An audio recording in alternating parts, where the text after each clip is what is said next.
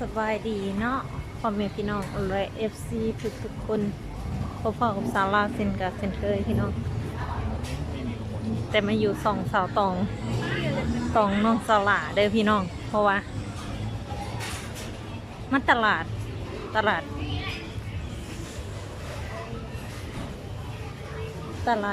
คลองสารท่าเรือของสาร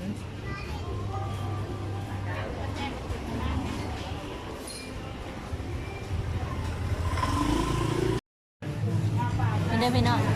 จะกินก๋วยเตี๋ยวอ่ะกินกล้วยก่อนเลยพี่น้องอันนี้เปลือกแม่คือแม่ข้างตรงข้ามกันมันกับเปลือกคือยังไงก็คือยังไงนั่งเลยนั่งเลยนั่งขาเลยนั่งก็ได้ผัดกะเพราเดี๋ยวอยู่ที่ได้ก็กินกับผัดกะเพราน้าเป็นมุมเนี่ยมูแล้วเรียนกินได้เจ้าจัดมันกินโหลด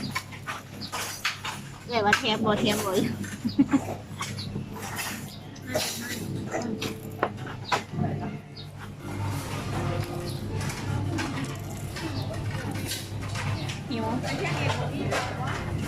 สั่งแล้ว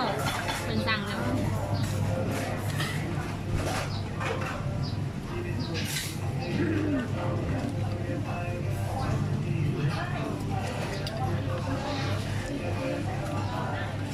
ผมจะหน่อยกันก่อน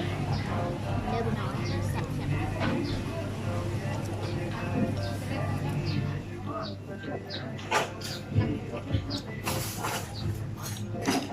มาสดน้ำกันเลยพี่น้องเลยเกี๊ยวจะ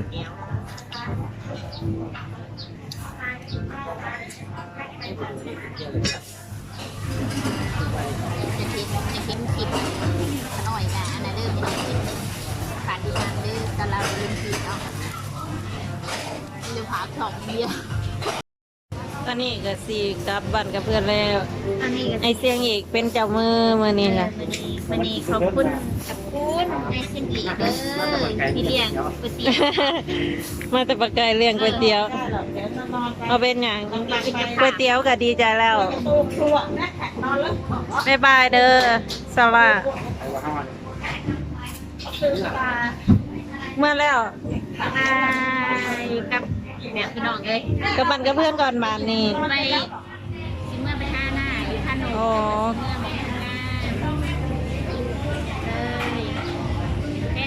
อยู่ดีไม่แห้งเมื่อสุขุสุคน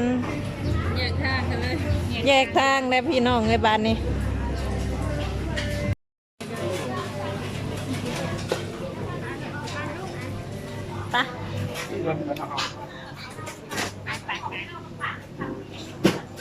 ไปสะปองมะนาลุก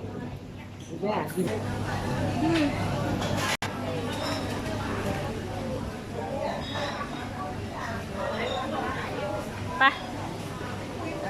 ยังพากันแบกกางเกงอีก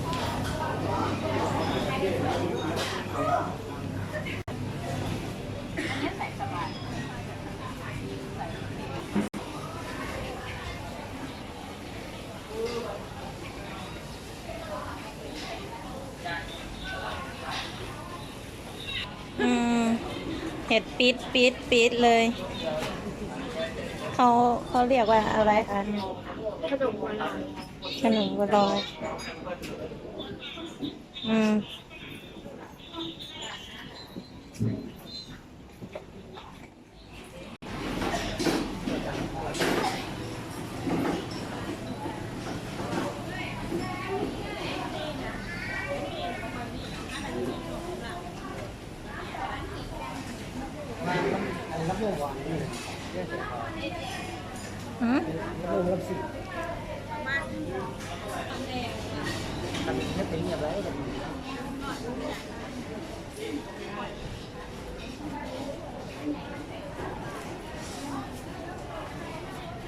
ว่านี่ข่อยเอาไปแล้ว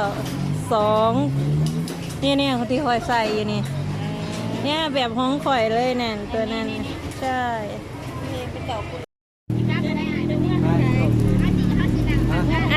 ไอ้ชิไปวงเวียนครับนี่ขับสะพานเนี่ยข้างในทางสะพานไปเล่นบอลก่อนหน่อยตรงไปเลย โดยไม่บ่ได้ต้องนั่งรถไปย่างของต้องย่าง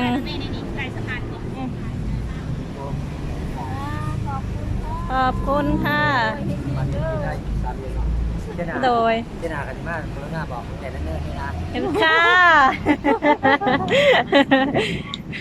เอาได้ระเบิดซองจ้าฮะซองให้เองเป็นเสียนั่นให้เมื่อใส่อยู่คนจ้าปากกาหลอกปากกาเขียนจ้าสง่าปะนะสง่าอยู่งานนะ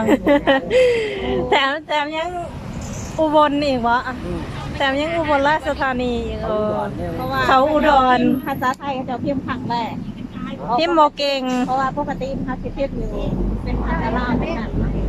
วันนี้นะคือวันที่คนไทยเห็นหลายเขาเลยพิมพ์เป็นภาษาไทยเบิดวันนี้เขาจะภาษาไทยมันเลยฝากอันนี้ก็เป็นหลายเด้อสิไลสื่อกับโมโหจัก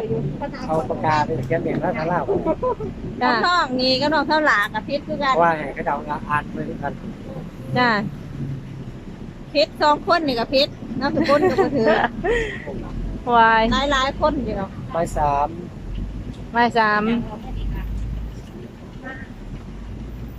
ถึงมากป้าถูกเต็มโรงเรียนนี้พอโดยแต่สอนโดยเมื่อนำกันอยู่บ่นี่2 คนน่ะก็สิเมื่อทั้งนั้นแล้วสิคำสิไปพาโนกอีกบ่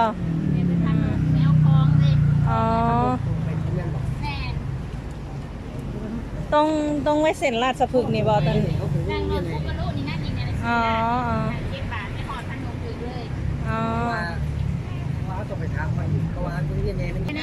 บ๊าย